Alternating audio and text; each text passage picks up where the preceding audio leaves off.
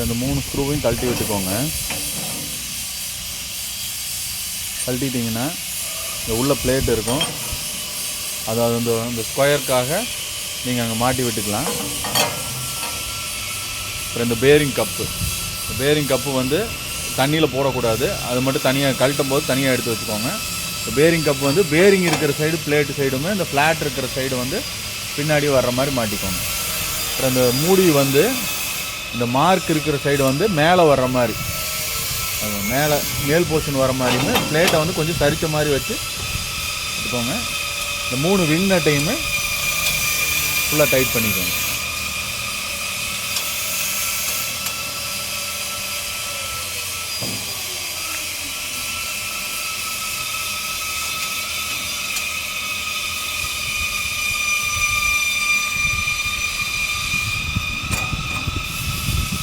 இந்த லேசாக வந்து டைட் இருக்கா என்னன்னு சொல்லி செக் பண்ணிக்கோங்க.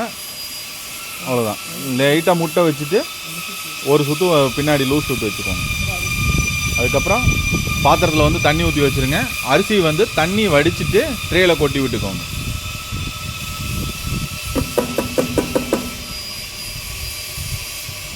அது அரிசியில் இருக்கிற தண்ணி கீழே வடிஞ்சா பரவாயில்ல.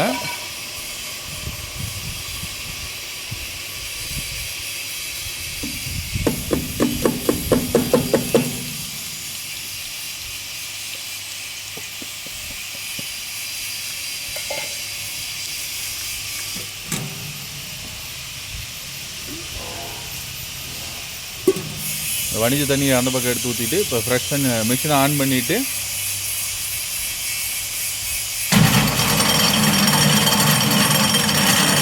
லேசாக டைட் வைங்க.